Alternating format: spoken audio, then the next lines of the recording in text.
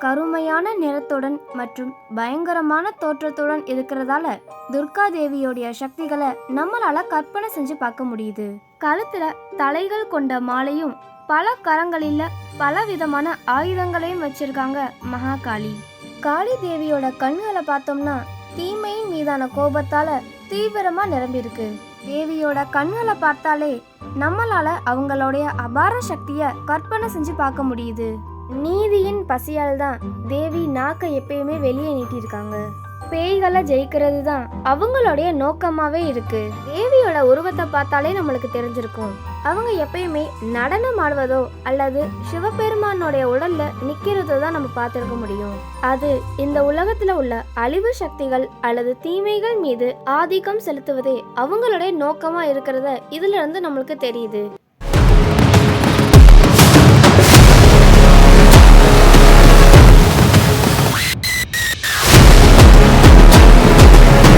அனைவருக்கும் வணக்கம். இந்த வீடியோல காளி தேவியோட கதையை தான் நம்ம பார்க்க போறோம். இந்த மாதிரி இன்ட்ரெஸ்டிங்கான இன்ஃபர்மேஷன் நீங்க தெரிஞ்சுக்கணும்னா நம்மளுடைய சேனலை சப்ஸ்கிரைப் பண்ணிக்கோங்க. ஹிந்து புராணங்களின்படி மகிஷாசுரன் அப்படின்னு ஒரு எருமை தலையுடன் ஒரு ராஜா பிரம்மாவுடைய தீவிர பக்தரா இருக்காரு.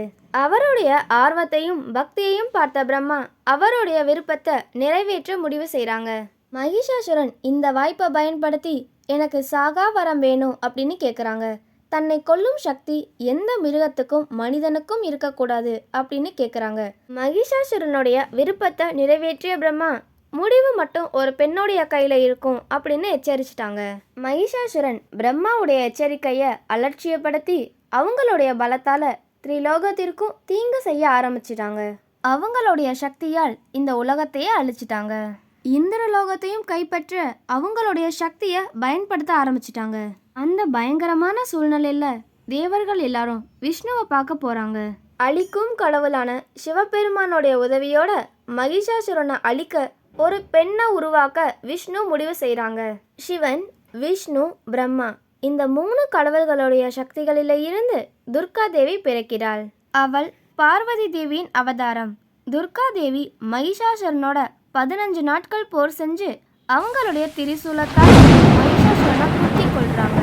ஆனா துர்கா தேவி எப்படி காளி அவதாரம் எடுத்தாங்க? வாங்க பாப்போம். மகிஷாசுரன் தோல்விக்கு பிறகு அசுரர்களோட நடந்த போர்ல தான் துர்கா தேவி காளி தேவியா மாறுறாங்க.